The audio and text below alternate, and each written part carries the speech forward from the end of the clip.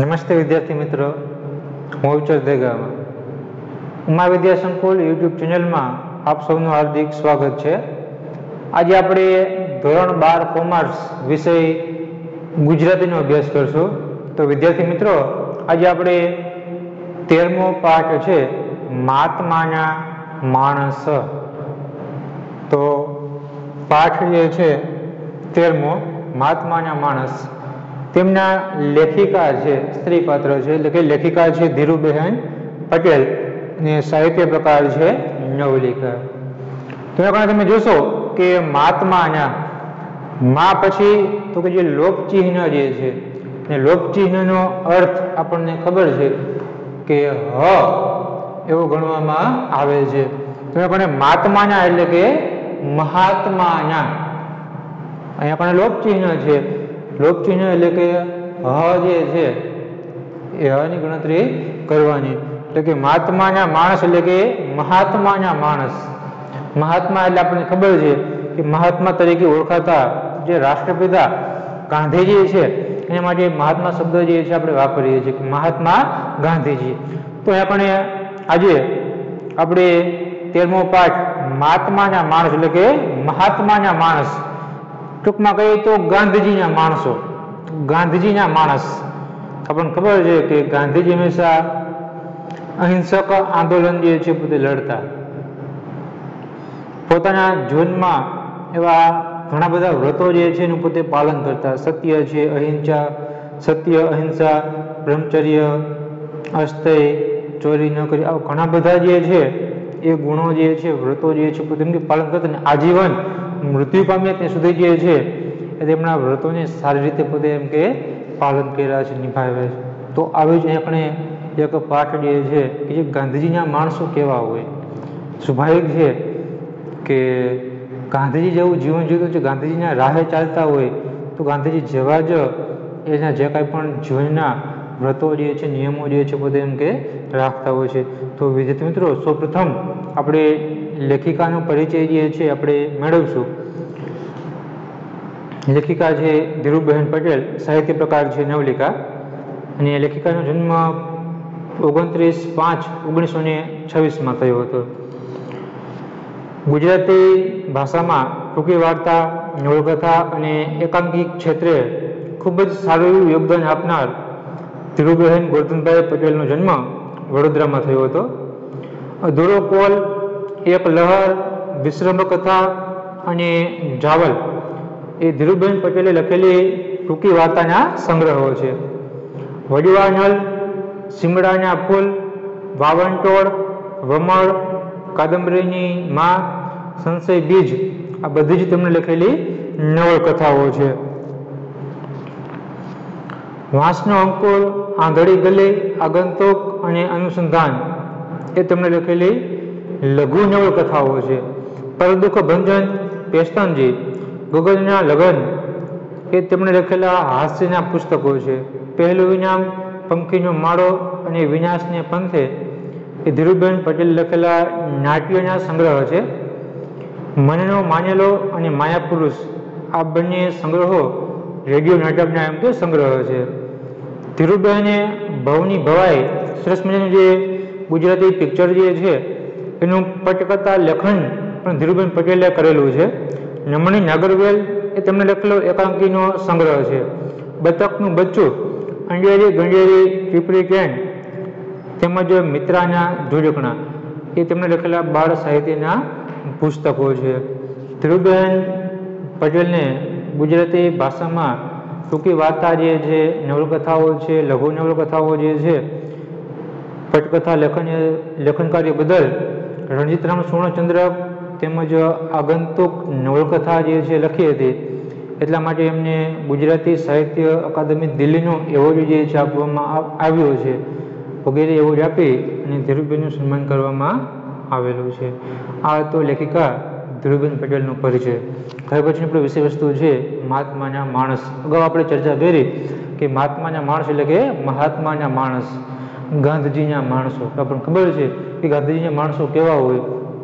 ચોરી ન કરતા હોય, સત્યના માર્ગે ચાલતા હોય, અહિંસા જે છે એટલે કે હિંસક આંદોલન જે છે પોતે કરતા હોય. કારણ કે હિંસા ન હોય. તે ઉપરાંત તો કે જે ઘણા બધા વ્રતોનું જે પાલન કરતા હોય, શરીર શ્રમી હોય, પરસેવો પાડી પરંતુ ગુજરાન જે છે પોતે ચલાવતા હોય, વધુ પડતી વસ્તુનો સંગ્રહ ન કરતા હોય, આવા જે કાંઈ પણ લક્ષણો ધરાવતા વ્યક્તિઓને આપણે તો ગાંધીવાદી જે છે કે મહાત્માના માણસ જે છે આપણે કહી શકીએ. આપણને ખબર છે કે રાષ્ટ્રપિતા મહાત્મા ગાંધીજીએ આપણા ભારત દેશને આઝાદી અપાવવામાં ઘણો બધા મહત્વનો જે ફાળો જે છે એ પોતે ભજવેલો છે. આપણે જોઈએ છીએ કે એક પણ શસ્ત્ર વિના, અસ્ત્ર વિના, હથિયાર વિના માત્ર અહિંસક આંદોલન લડી આપણા ભારત દેશની આઝાદી જે છે એ અપાવી છે. તો અહીંયા કણે પણ આવો જ મહાત્માના માણસ તરીકે વાર્તાનાયક જે છે, આજ નવલિકાના મુખ્ય જે પાત્ર જે છે મણિભાઈ અને તેમની પત્ની હીરાબહેન.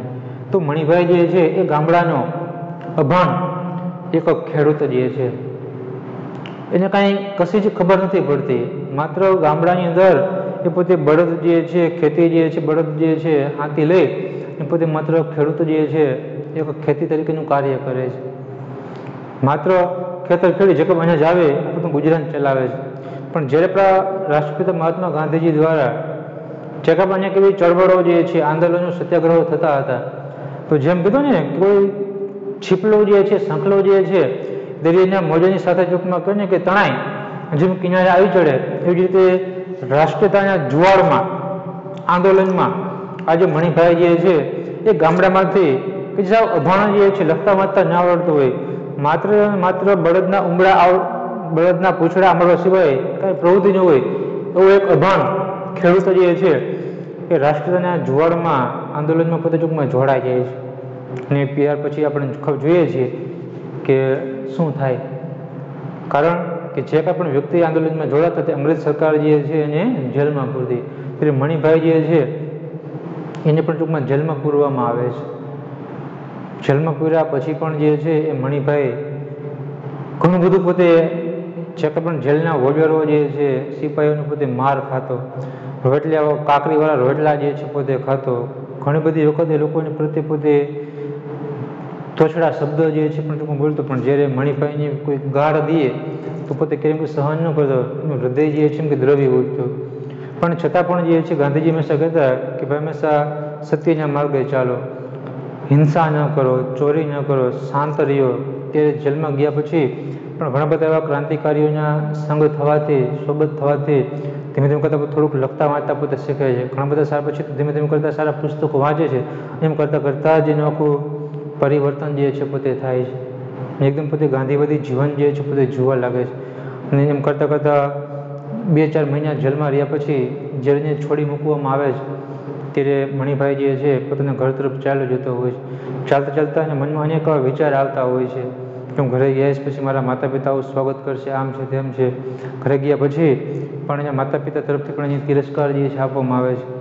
જ્યારે પછી પોતાના ગામ જે છે, બીજા ગામની પત્ની જે છે રહેતી હોય છે, ત્યાં પોતે ટૂંકમાં જાય છે, જુએ છે તો એની પત્ની પણ જે એક સમયે ટૂંકમાં ખરેખર ખૂબ જ સોનાના ઘરેણાં પહેરવાનો શોખ, સારી સારી સાડી પહેરવાનો શોખ, એ પણ પોતાના પતિની જેમ મારા પતિ જે છે એ મહાત્માના માણસ ગાંધીજીની નાતમાં જોડાઈ ગયા છે તો મારે પણ મારા પતિને પગલે એમ કે ચાલવું જોઈએ, આવું માની માત્ર બાહ્ય દેખાવની કરતાં જે કાંઈ પણ ઘરેણાં જે છે બધું વેચી એ પોતે એક ભેંસ જે છે પોતે ખરીદી લેતી હોય છે. અને પછી એકદમ ખાદીની સાદી સાડી જે છે પોતે પહેરી અને ભેંસમાંથી, દૂધમાંથી પોતાનું જીવન નિર્વાહ જે છે એ પોતે એમ કંઈ ચલાવતી હોય છે. તો આ રીતે મણિભાઈ જે છે એ જેલમાં ગયા પછીનું પરિવર્તન આવે છે. તો જેલમાં ગયા પછીની પત્ની જે હીરા જે છે એને પણ એટલું અમૂલ પરિવર્તન આવતા જ બંને પતિ પત્ની જે છે જે એકદમ ગાંધીવાદી જીવન જીવવા લાગે છે. સરસ મજાનું આપણે લેખિકાએ વર્ણન એમ કે કરેલું છે. તો આપણે વિસ્તારથી આ નવલિકા પાઠ જે છે એનો આપણે અભ્યાસ કરશું. માફી માગીને નથી છૂટ્યો કંઈ, સરકારે જખ મારીને છોડ્યો છે. મણિભાઈના મગજનો કેપ અને થાકેલા પગલાંના પ્રત્યેક ડગલામાં નવું જોર પૂરતો હતો અને એટલે જ એની લાંબી ગાંફે ગામના ધૂળિયા રસ્તા પર નાના નાના ગોટા ઉડાડતો ચાલ્યો જતો હતો. બાકીના શરીરમાં તો રહ્યું હતું શું, વધારે ખેંચીશું તો ઠાઠડી પર જ બહાર નીકળશે એવો ડર ન લાગ્યો હોત તો સરકારે એને હજી છોડ્યું ન હોત. હજી એ ચક્કી પીસતો હોત, ડીંડુકાને માર ખાતો હોત, કાંકરીવાળા રોટલા તરછોડીને ઊભો થઈ જતો હોત અને એ બદલની નવી નવી શિક્ષા સહેતો હોત. તો શબ્દ જે છે જખ મારીને એટલે કે ના છૂટકે, પરાણે, કેપ એટલે કે નશો, ગર્વ, લાંબી ગાંફે એટલે કે લાંબા લાંબા પગલે, દંડુકા એટલે કે સિપાહીઓ, તરછોડવું એટલે કે ધિક્કારવો, શિક્ષા સહેતો એટલે કે સજા જે છે ભોગવતો હોય. તો અહીંયા કણે આ જ નવલિકાની શરૂઆત કે મણિભાઈ જે છે એ રાષ્ટ્રીયતાના જુવાળમાં આંદોલનમાં પોતે જોડાઈ જાય છે અને જેલમાં જે છે એ જેલવાસ ભોગવે છે. 2-4 મહિના સુધી પોતે જેલમાં રહ્યા પછી છોડી મૂકવામાં આવે છે. ત્યારે મણિભાઈ જે છે એ ઉઘાડા પગે ચાલતો ચાલતો જેલમાંથી છૂટી પોતાના ઘર તરફ જે છે પોતે ગામ તરફ પોતે ચાલ્યો જતો હોય. ચાલતા ચાલતા જ એના મનમાં પોતે વિચાર કરે છે કે માફી માગીને હું નથી છૂટ્યો, મેં સરકાર પાસે આજીજી ભાઈસાહેબ બાપા નથી કર્યા, પણ સરકારે જોખમ મારીને ના છૂટકે જે છે બરોબર છે એને મને એમ કે છોડ્યો છે. કારણ કે અંગ્રેજ સરકારને ખબર હતી કે કદાચ મણિભાઈને છોડવામાં નહીં આવે તો કદાચ એ મણિભાઈ મૃત્યુ પામશે જેલમાં જ, તો ફરી પાછું આંદોલન થશે. એટલા જ માટે મણિભાઈને અગાઉ જે છે એમ કે છોડી મૂક્યો. જ્યારે મણિભાઈ જે છે એ મોટી મોટી ડાંબ ભરતા મોટા મોટા પગલે જે છે બધું ચાલ્યા આવતા હતા, તે મણિભાઈના મગજમાં અલગ જ નશો કેફ જે છે રાષ્ટ્રીયતાનો જુવાળ જે છે આંદોલનનો ગર્વ જે છે એમ મગજમાં એમ કે ચાલતો હતો. એકદમ પોતે થાકી ગયો હતો પણ છતાં પણ એક એક ડગલામાં નવું જોમ જે છે જુસ્સો જે છે એના મનમાં એમ કે ચાલતો. એટલા જ માટે પોતે લાંબી ડાંબ ભરી મોટા મોટા પગલાં ભરી અને ધૂળિયા રસ્તા પર ધૂળ ઉડાડતો પોતાના ઘર તરફ જે છે એમ કે ચાલ્યો આવતો હતો. અને કદાચ અંગ્રેજ સરકારને કહે છે વિચારે છે કે અંગ્રેજ સરકારને ડર લાગ્યો હતો જો કદાચ વધારે સમય જે છે મણિભાઈ એમ કે જેલમાં રાખશે તો કદાચ એ મૃત્યુ પામશે, એનું મૃત શરીર ઠાઠડી જેમ કે બહાર એમ કે નીકળશે. એટલા જ કારણે અંગ્રેજ સરકાર પોતે એમ કે ડરી ગઈ અને ના છૂટકે જે છે મને એમ કે છોડ્યો છે. પછી કહે છે હજી કદાચ જો અંગ્રેજ સરકાર ડરી ન હોત અને કદાચ મણિભાઈ એમ કે જેલમાંથી એમ કે છોડ્યો ન હોત તો હજી પણ મણિભાઈ જે છે એ જે જેલમાં પોતાના હાથે જે અનાજ જે છે અનાજ પોતે દોડતો હોત, સિપાહીને પોતે માર ખાતો હોત, પાંખડીવાળા રોટલા જે છે એ પોતે તરછોડી ઊભો થઈ જતો હતો અને બધી નવી નવી સજા જે પોતે સહન કરતો હોત. કારણ કે મણિભાઈ જે છે જ્યારે પોતે જેલમાં એમ ગયા ત્યારે તો ઘણી બધી એને સજા સ્વરૂપે તો જે કાંઈ પણ અનાજ જે છે એની પછી દળાવવામાં આવતું હતું. સિપાહીઓ જે છે એ ખૂબ જ એમ કે મારતા હતા, એને કાપડીવાળા રોટલા જે છે બધું એમ કે ખવડાવવામાં આવતું, છતાં પણ બધું જ જે છે પોતે એમ કે સહન કરી લેતો હતો. અને ક્યારેક કાપડીવાળા રોટલા ખવડાવવામાં આવતા તો મણિભાઈ એમ કે સહન ન થતું, એ જે રોટલાને પોતે ધિક્કારતો, તરછોડતો અને ઊભો થઈ જતો, જેના ગુના બદલ ફરી પછી બીજી નવી કોઈ શિક્ષા છે સજા જે છે સજા એમ કે કરવામાં આવતી. એટલે કે હજી કદાચ જો સરકારને છોડ ન હોત હજી પણ મણિભાઈ જે છે જેલમાં રહી ઘણી બધી આકરી સજા જે છે પોતે ભોગવતો હોત. પણ એ બધાનું એને મન કંઈ નહોતું, એનાથી નહોતી સેવાતી તે ગાળ. નાનપણથી જ એની એવી તાસીર હતી કે કોઈનો તોછડો બોલ સાંભળતા જ લોહી ઉકળી ઉઠતું. એમાં માસ્તરના માથામાં સ્લેટ મારીને નિશાળ છોડી દીધેલી, એમાં ત્રિભુવન વાણીની નોકરી છોડી દીધેલી. જગજન ભેરુની મોંએથી પણ ગાળ ન સાંભળનારો આ મણિભાઈ અને એને જેલના 2 ટકાના વડીલો ઘડીએને વારે ધમકાવતા, પાપણના પલકારા જેટલી નિયમિતતાથી ગાળ દેતા. મણિભાઈથી ન સહેવાતું. જંગલી ઘોડાનું ટોળું ધરતી ધમરોડતું દોડી આવતું હોય એવો એક પ્રચંડ આવેગ એના મનમાં જાગતો, એનું શરીર કાબૂમાં ન રહેતું. સત્યાગ્રહીની આચાર સંહિતાના ચિત્રા ઉડી જતા એવી વખતે. પછી કહે છે પણ જ્યારે એની પાસેથી ગમે તેટલું આપણું કામ કરાવવામાં આવતું છતાં એને કાંઈ ટૂંકમાં તકલીફ ન પડતી. સિપાહીઓ ટૂંકમાં એને લાકડીથી મારતા, કાકડીવાળા રોટલા જે છે બધું તરછોડી દેતો. આ બધું જ જે છે એને ટૂંકમાં એના મનમાં કાંઈ ટૂંકમાં એને દુઃખ જે છે લાગતું જ નહીં. પણ ખરેખર જે છે એક વાત એનાથી સહન ન થતી. એ વાત કરી હતી તો એક ગાળ. કારણ કે મણિભાઈ જે છે એની બાળપણથી તેનો એવો સ્વભાવ હતો, એમ કે તાસીર હતી ને કે એની કોઈ વ્યક્તિ ગાળ દે તો ગાળ પોતે સહન ન કરી શકતો. કારણ કે બાળપણથી એવો સ્વભાવ હતો કે કોઈ તોછડો બોલે, અપશબ્દ બોલે કે ગાળ દે તો તરત જ મણિભાઈ એકદમ ગુસ્સો આવતો, ક્રોધિત થઈ જતા અને સામેવાળા વ્યક્તિને જે છે પોતે એમ કે મારવા લાગતા. અને પછી કે આવા જ એના એટલે જ કહે છે કે મણિભાઈ જે છે કદાચ દંડુકા પેલા સિપાહીઓને મારતા, કામ કરાવતા કે એને કાકડીવાળા રોટલા જે છે આપતા, બધું પોતે સહન કરી લેતો. પણ જેલના પેલા જે વોર્ડરો જે છે એને પોતે ગાળ દેતા, પોતે અપશબ્દ બોલતા ને મણિભાઈથી પોતે સહન એમ કે ન થતી. અને પછી કહે છે કારણ કે બાળપણથી એનો સ્વભાવ હતો કે કોઈના મોઢેથી ગાળ જે છે પોતે સહન ન કરતા. પછી કહે છે આટલો ક્રોધિત સ્વભાવના કારણે તો જ્યારે પોતે શાળાએ જતા તો ત્યારે કે ને કે એના ગુસ્સાના કારણે તો માસ્તરને એટલે કે સાહેબને માથામાં જ પાટી જે છે એ પાટી પોતે એમ કે મારી દીધી, અને પછી તો પોતે કે આખી નિશાળ જે છે ભણવાનું પોતે એમ કે છોડી દીધું. એમાં જ ત્રિભુવન વાણિયાની પોતે દુકાને પોતે કામ કરવા જતા હતા, પણ ગુસ્સાના કારણે જે છે અપશબ્દોના કારણે ત્રિભુવન વાણિયાની નોકરી પણ તેને એમ કે છોડી દીધી હતી. પછી લેખકો કહે છે કે આજે મણિભાઈનો સ્વભાવ એવો હતો કે કદાચ કોઈ વ્યક્તિને મારી લેતા તો પોતે સહન કરી લેતા, પણ કદાચ એનો જીગરજન પાકો ભાઈબંધ હોય, કદાચ એના મોઢેથી પણ કદાચ ગાળ જે છે એ કદાચ દે, મણિભાઈ ક્યારેય સહન એમ કે ન કરતા.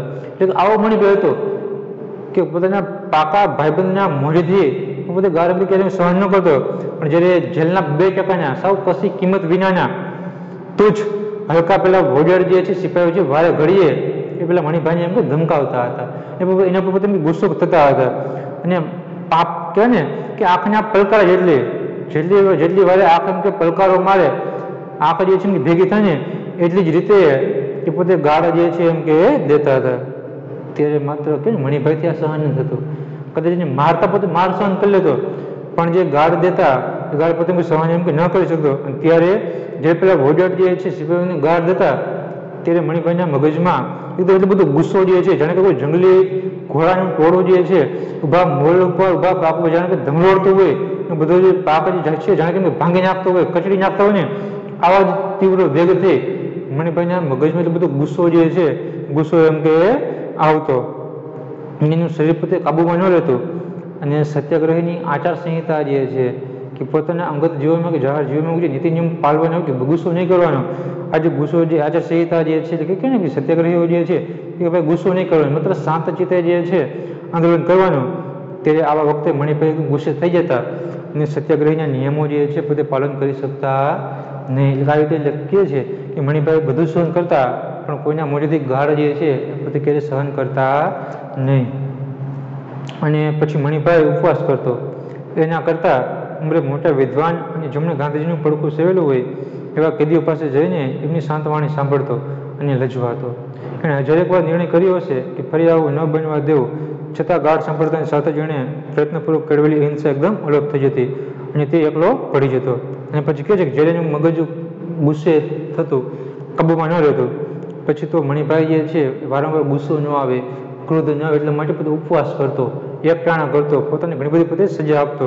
ઘણી બધી વખત એના કરતાં જે મોટી ઉંમરના જે વિદ્વાન વ્યક્તિ જે છે, ભણેલા ગણેલા વ્યક્તિ જે છે કે જેમણે ગાંધીજીનું પડખું સેવેલું હોય, એટલે કે જે ગાંધીજી સાથે હંમેશા એમ કે ગાંધીજી કે જે ગાંધીજીના સંઘમાં રહેલા હોય અથવા તો સારા માણસને એમ કે સુબોધમાં આવેલા હોય, ગાંધીજી સાથે પોતે જીવન જીવતા હોય, આવા માણસો જે છે કે આવા જે કેદીઓ છે એની પાસે જઈને પોતે એમ કે બેસતો, એ લોકો જે પણ બોલતા હોય એની વાણી જે છે પોતે એમ કે સાંભળતો અને પોતે શરમ અનુભવતો કે જો એ લોકો શાંતિથી બોલે છે, શાંતિથી રહે છે, પણ જે હું એમ કે ક્રોધ કરું છું, ગુસ્સો થાય આવે છે, એના કારણે શરમ પણ એમ કે થતી.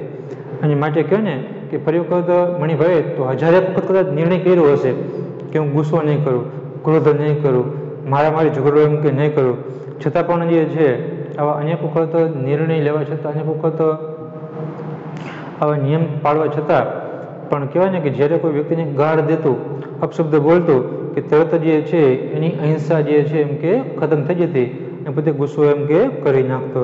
અને ફરી પાછો ગુસ્સો કરતો ત્યારે મણિભાઈ જે જેલમાં એકલો પડી જતો, પછી કોઈ વ્યક્તિ જે છે એની સાથે એમ કે વર્તન કરતો નહીં. એકલો એટલો ઓછું ભણેલો એક ધરતીનો બાળ જેણે બળબડતા બપોરે કે ચોમાસાની હેલીમાં બળદ સાથે બળદ બનીને ખેતર ખેડ્યા છે, તેને જાજુ બોલવાની ફાવટ નથી, જેણે જિંદગી પાસેથી કોઈ વધારે પડતી માંગણી નથી કરી, સાગરના મોજા સાથે સંકળે જેમ કિનારે ઘસડ્યા આવે એમ રાશિદના જ્વારમાં જે પોતાના ગામથી ઉચકીને જેલમાં આવી પહોંચ્યો છે. કીધું કે આજે મણિભાઈ જે છે કે જેલમાં હંમેશા સાહેબ પોતે એકલો પડી જતો, કારણ સાવ એકલો ઉચકેલો છે, એની પાસે વધારે ભણતર નથી, વધારે એમ કે શિક્ષણ નથી, એ પોતે સાહેબ એકદમ ખેડૂત છે કે એ ખેડૂતે મણિભાઈએ તો ઉનાળાના ધમધોકતા બપોરે એ પોતે અથવા ઉનાળાનો ધમધોકતો બપોર હોય કે ચોમાસાની ધોધમાર એમ કે વરસાદ હોય, એ બધાની વચ્ચે પોતે બળદની સાથે બળદ બની માત્ર પોતે ખેતી જ કરે છે, ખેતી સિવાય બીજું કોઈ પણ ધંધો જે છે એમ કે કર્યો જ નથી, અથવા તો એને વધારે બોલવાનું ફાવટ નથી, તેને બોલતા પણ નથી આવડતું, વધારે કાર્ય પણ જે છે એ પણ પોતે એમ કરી શકતો. તે જેમ સાગરમાં કે સમુદ્રમાં જેમ મોજા સાથે છીપલું તણાઈ આવે ને એવી જ રીતે આ રાષ્ટ્રીય આંદોલનમાં મણિભાઈ જે છે એ પોતે એમ કે સહભાગી થઈ પોતે જેલમાં એમ કે આવી ગયા હતા. એટલે કે આ રીતે મણિભાઈ જે છે એ અનેક વખત પોતે નિર્ણય કરતા, પણ જ્યારે કોઈની ગાઢ હતું ત્યારે મણિભાઈથી ગાઢ સહન ન થતી, પોતે ગુસ્સો જે છે એમ કે કરી બેસતા. અને મુદત પૂરી થતાં જે પાછું પોતાને વતન પહોંચી બળદના પૂંછડા આંબળવાની અભિલાષા સેવે છે. એને શું કરવું એની ગતાગમ નહોતી, છતાં એને હાથેથી કંઈ થઈ જતું જ જે સરકારને ન ગમે એ સત્યાગ્રહીઓને ન ગમે. પરિણામે એ સરકારના કર્મચારીઓને માર ખાતો અને મૃદુભાષી સાથીઓનો ઠપકો પણ ખમતો. પછી કહે છે કે મુદત કારણ કે મણિભાઈની જ્યારે મુદત 2 મહિના 4 મહિના જે સમયગાળો જેલમાં રહેવાનું હોય એ મુદત પૂરી થઈ ગયા પછી પણ મણિભાઈ પોતે કલ્પના કરતો કે જેલમાંથી છૂટ્યા પછી પણ કે ગામડે જઈ અને ફરી પાછા બળદ જે છે બળદ જઈ એમ કે ખેતી એમ કે કરીશ, કારણ કે અહીંયા સુધી બીજીની કોઈ પણ ઈચ્છા જ નહોતી. રાષ્ટ્રીયતાના જુવાળમાં તો પોતે આવી ગયો હતો, પણ જેલમાંથી છૂટ્યા પછી પણ જે છે એની ખેતી કરવાની જ પોતે ઈચ્છા જે પોતે રાખતો હતો. શું કરવું શું ન કરવું એ પણ સહેજ પણ કાંઈ ખબર જે છે એ નહોતી પડતી. એટલા જ માટે તો મણિભાઈના હાથેથી જ્યારે હોય ત્યારે કાંઈક ને કાંઈક એવું ખોટું કામ એમ કે થઈ જતું કે જે સરકારને ન ગમતું, અંગ્રેજોને ન ગમતું અને સત્યાગ્રહીઓને પણ એમ કે ગમતું નહીં. જેના કારણે પરિણામ એ આવતું કે સરકારના કર્મચારીઓ જે છે મણિભાઈને પોતે એમ કે મારતા, ગાળો દેતા અને ક્યારેક ટૂંકમાં કહે ને કે જે સાથીદારો જે સત્યાગ્રહીઓ જે છે એ પણ મધુર બોલનાર એટલે મીઠું મીઠું બોલતા હોય એ પણ એને ટૂંકમાં કહે ને ગાળ ન દેતા, માત્ર મીઠો ઠપકો જે છે એમ કે આપતા કે તારે ગાળો એમ કે ન બોલવું જોઈએ, તારે ગુસ્સો જે છે એમ કે કરવો ન જોઈએ. એટલે આ રીતે જ્યારે પણ મણિભાઈથી કાંઈ ભૂલ થતી તો અંગ્રેજના અધિકારીઓ છે, સરકાર જે છે તો એને મારતી, ગાળો દેતી, પણ જે કાંઈ પણ સાથીદારો જે છે એનો મીઠો ઠપકો પણ એને એમ કે સહન કરવો પડતો.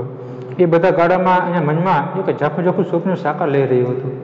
એકવાર ગાંધી બાપુના આશ્રમમાં જઈને પૂછવું છે, આ એવું કેવું કે હું મૂંગે મૂંગે ગાળ ખાઈ લઉં તો જ ભારતમાં તો આઝાદ થાય? આ વાત એને સમજાતી નહોતી. જોકે જેલવાસ દરમિયાન એના સુશિક્ષિત ભાઈબંધોની મદદથી એનું ભણતર ઠીક આગળ વધ્યું હતું. અનેક અજાણી ચોપડીઓને પાનામાંથી જોડું પથરાતું જતું હતું. એના મગજમાં નવા વિચાર શોધી કાઢ્યું હતું. મણિભાઈને બીક લાગતી હતી કે પોતે કંઈક બદલાઈ રહ્યો છે, અજાણ્યો થતો જાય છે. આ નવો મણિભાઈ શું કરે અને શું નહીં તે કંઈ કહેવાય નહીં.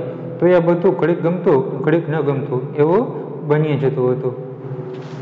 જ્યારે મણિભાઈ જેલમાં હતો એ સમયગાળા દરમિયાન પોતે અનેક સ્વપ્ન જે છે પોતે એમ કે જોતો હતો અને પોતે વિચારે છે કે મારે એક વખત ગાંધી બાપુના આશ્રમમાં એટલે કે સાબરમતી આશ્રમમાં જે ગાંધીજી રહે છે એ ગાંધીજી પાસે એમ કે જવું છે. મારે ગાંધીજી એમ કે પૂછવું છે કે આ તો કેવું કહેવાય કે માત્ર મૂંગા મોજે જેલના વોર્ડરો જે છે, જેલરો જે છે મને ગાળ દે, મારે મારે મૂંગા મોજે બધું સહન જ કરી લેવાનું, બધું જ મારે સહન કરવાનું? તો શું માત્ર મૂંગા મોજે બધું સહન કરી તો જ આપણે ભારત દેશ આઝાદ થશે? પણ આ એક વાત જે છે એમ કે સમજાતી નહોતી કે મૂંગા મોજે સહન કરી તો જ આપણે ભારત દેશ આઝાદ થાય.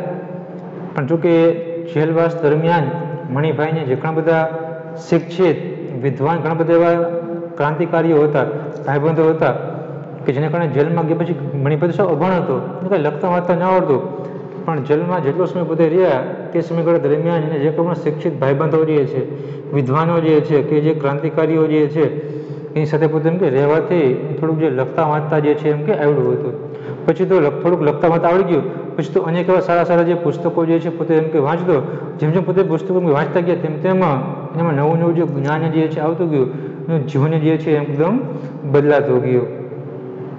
પછી તો મણિભાઈને પણ બીક લાગી કે હું કંઈક બદલાતો જાઉં છું, મારામાં કાંઈક નવું જે પરિવર્તન જે છે એ આવતું જાય છે, પણ નવું મણિભાઈ શું કરે શું ન કરે એનું કાંઈ બી કહી શકાય નહીં. માટે આ બધું તો ઘડીક એને ગમતું ઘડીક નવું. એટલે આ રીતે જેલમાં ગયા પછી પણ મણિભાઈને થોડુંક લખતા વાંચતા આવડી ગયું હતું અને પુસ્તકો વાંચવાથી એમ થોડુંક નવું જ્ઞાન જે છે જ્ઞાન પણ આવ્યું હતું. એના જીવનમાં જ્ઞાનનો પ્રકાશ પણ એમ કે પથરાણો હતો. હવે એ પૂરું થઈ ગયું હતું, એ છૂટી ગયો હતો અને એના પગના ગામ તરફ વળ્યા હતા. મણિભાઈ તો મણિભાઈ જ હતો, કોઈ આઈન્સ્ટાઈન નહોતો, છતાં એણે એની મેળે જાતે સાપેક્ષતાનો સિદ્ધાંત શોધી કાઢ્યો હતો. અને અત્યારે એવું અનુભવ હતો કે જાણે જેલમાં મહિનાઓ નહીં પણ વર્ષના વર્ષો રહ્યો હોય, જાણે એક બહુ વીતી ગયો હોય, જાણે એક નવો જન્મેલો મણિભાઈ સ્વપ્નમાં ચાલતો પોતાના પૂર્વજન્મની ભૂમિકા શોધતો હોય. તો શબ્દ છે કે આઈન્સ્ટાઈન એટલે કે સાપેક્ષવાદનો સિદ્ધાંત આપનાર એક વૈજ્ઞાનિક.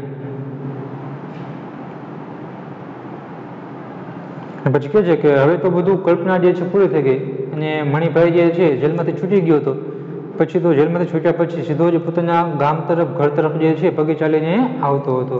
પછી મણિભાઈ તો એમ કે મણિભાઈ તો એમ કે આઈન્સ્ટાઈન નહોતો, પણ આઈન્સ્ટાઈને પોતે સાપેક્ષતાનો સિદ્ધાંત જે છે એમ કે શોધી કાઢ્યો હતો. પણ અત્યારે તો મણિભાઈ એવું ઘણું બધું જે છે એવી કલ્પના કરતો હતો, ઘણો બધો અનુભવને એમ કે થતો હતો.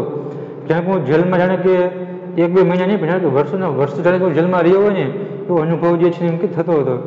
અને જાણે કે ઘણા બધા વર્ષો વીતી ગયા હોય એવું તેને એમ કે આભાસ થાય છે.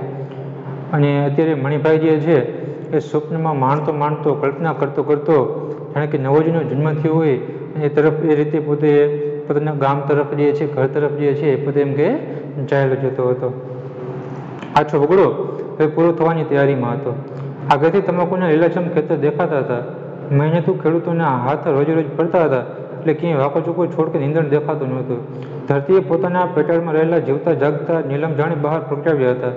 અચાનક મણિભાઈના પગ પાસેથી થઈને એક મોર દોડી ગયો અને પાછળ 4-5 જેલડીનું ટોળું આવ્યું. મણિભાઈ ઊભો રહી ગયો. એને સુખ ઉપજ્યું અને ઘર સાંભળ્યું. એના બાપ વેરીભાઈ ઘરની બહાર રસ્તા મૂકેલી લાકડાની પાટ પર બેઠા ઊભું ગુગડાવતા હશે. એ કંઈ વધારે નહીં બોલે. મણિભાઈ આયા ભાઈ કહીને જવાબની ખેવના વગર ચલમનો દેવતા પધરવા માંડશે, પણ રાજી તો થશે જ. મનમાં ને મનમાં કદાચ દીકરાના દુબળા દેહ પર એક નજર ફેરવી લેશે અને દુઃખી થશે, પણ કશું બોલશે નહીં, કંઈ પૂછશે નહીં. પછી જે કામ કરતા મણિભાઈ જે છે એ જેલમાંથી છૂટી પોતાના ઘર તરફ પોતે જ આવતા હોય છે. જંગલ વિસ્તારમાં આવે છે તો આછો વગડો જે છે ઉજ્જડ વેળાન જગ્યા વગડો એમ કે પૂરો થવાની તૈયારીમાં હતો. જોયું છે તો દૂરથી એકદમ લીલાછમ તમાકુના જે ખેતર જે છે એ ખેતર દેખાતા હતા. અને જે ખેતરમાં પેલા ખેડૂતો જે છે એકદમ રાત દિવસ તનતોડ મહેનત કરી અને રોજ જે બધું નિંદામણ કરતા હતા. અને એક પણ ખડનો જે પણ જે છોડ જે છે નીંદણ જે છે એટલે કે જે છોડ જે છે કપાસ છે મગફળી જે છે કે તલની આજુબાજુ જે ઉગી નીકળેલું જે કે વધારાનું જે ખડ જે છે તે એટલે કે છોડની આજુબાજુમાં રહેલું બિનઉપયોગી ખડ એટલે કે નીંદણ, એટલે કે ખેડૂતો જે છે એ દરરોજ એ પોતે ખેતરમાં હાથ ફેરો કરતા વધારાનું ખડ જે છે પોતે એમ કે નીંદી નાખતા, કે જેના કારણે કહેવાય ને કે ધરતીના પેટાળમાં રહેલા જાણે કે લીલા રંગનો કિંમતી જે પથ્થર જાણે કે નીલમ જે છે એ નીલમ જેવા જ તમાકુના લીલાછમ છોડ જે છે ખેતરમાં ઊભા હતા.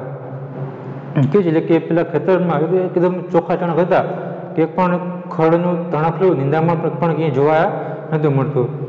અને પછી મણિભાઈ જ ખેતર વચ્ચે થઈ એટલે કે પેલા ખેતરો વચ્ચે થઈ અને રસ્તે પોતે એમ કે ચાલ્યા જતા હતા. એકાએક જ મણિભાઈના પગ આગળથી ઢેલ જે મોર જે છે એમ કે નીકળે છે. એની પાછળ 4-5 ઢેલ જે છે એ પણ નીકળતી હોય છે.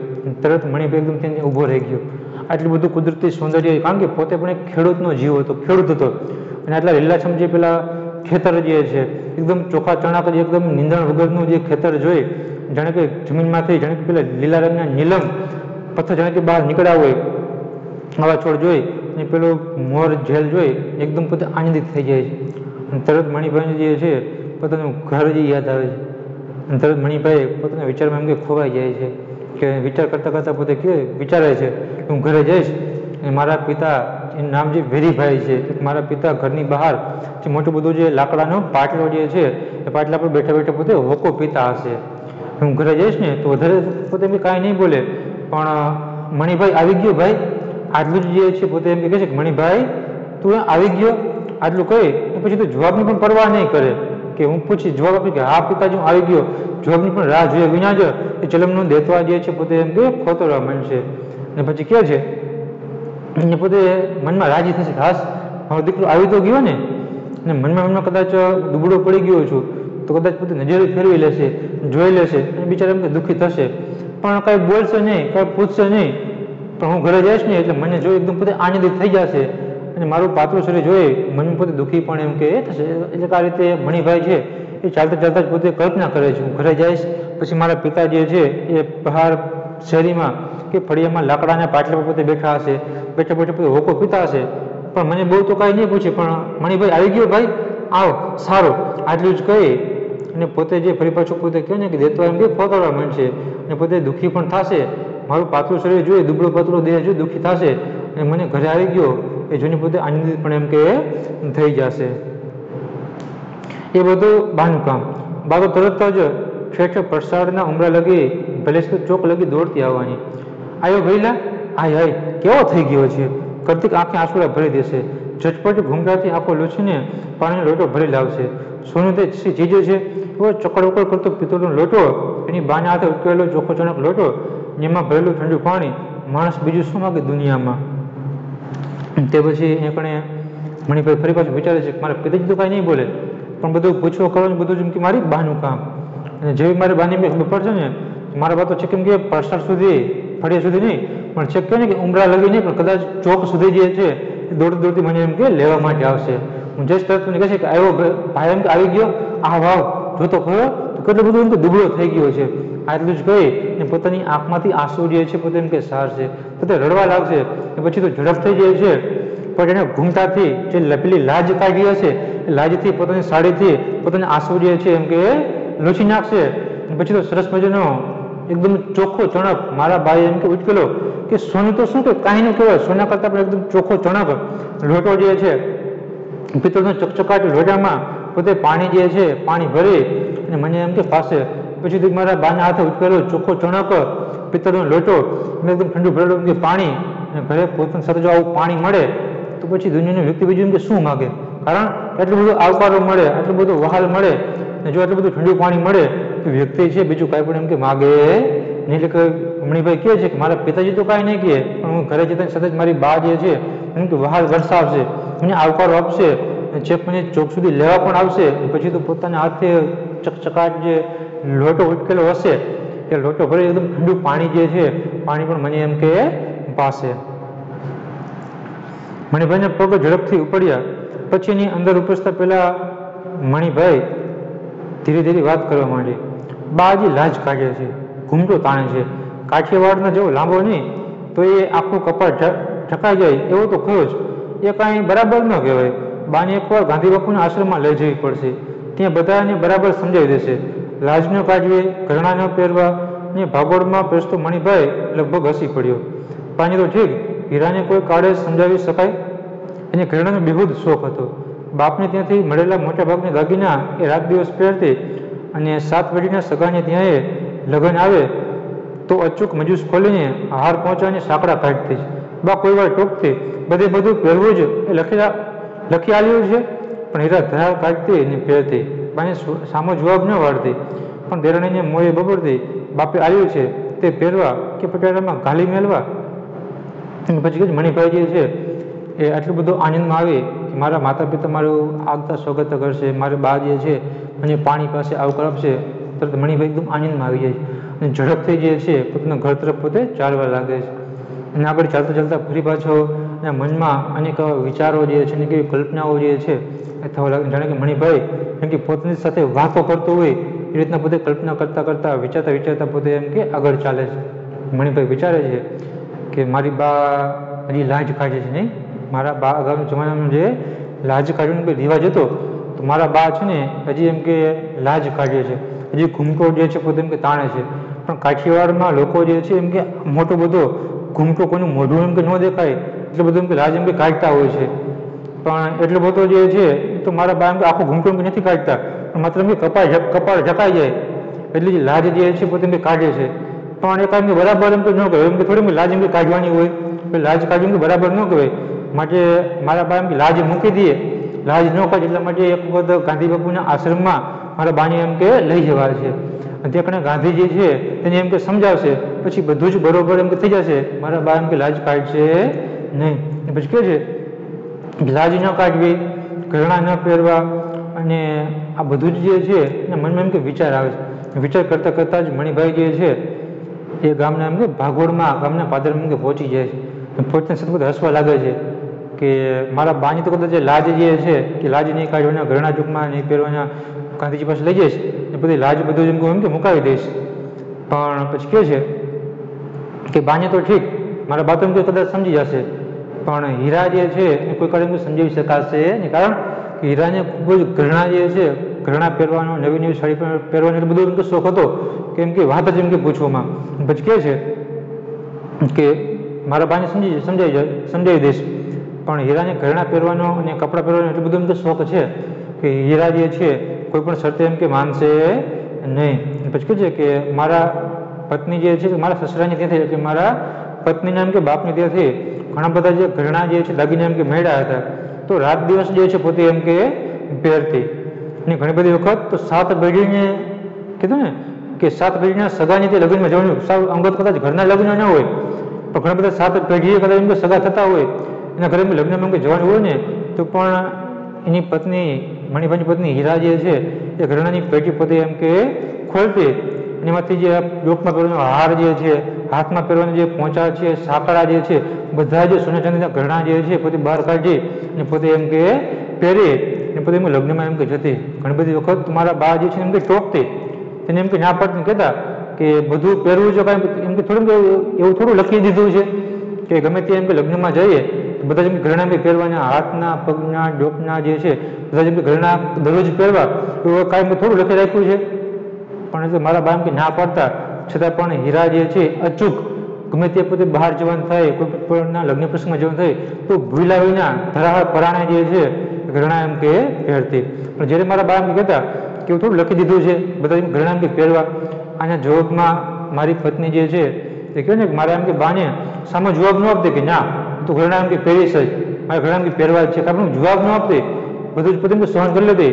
પણ દેરાણી એટલે કે મારા ભાઈની જે પત્ની જે છે, મારા ભાઈની પત્નીને પોતે કહેતી કે પિતાજીએ કે એટલે કે એમ કે કરિયાવરમાં જે છે આણામાં જે કાંઈ ઘરેણા એમ કે આપ્યા છે એમ કે પહેરવા માટે એમ કે આપ્યા છે, કાંઈ પેટીમાં એમ કે રાખી મૂકવા માટે એમ નથી આપ્યા, તો પહેરવા માટે આપ્યા છે તો ઘરેણા તો હું એમ કે પહેરીશ જ. હીરાનો ખોળો ભરવાનો થયો તે રોકડ રકમ આપવાની વાત થયેલી તો તેને તત્કાળ નકારી કાઢીને સિંધિયા શાહી કળા કરાવ્યા અને લીધા ત્યારે જ જંપી. છોકરો હવે મોટો થયો હશે, પોતે જેલમાં ગયો ત્યારે જરા જરા ચાલતા શીખ્યો હતો.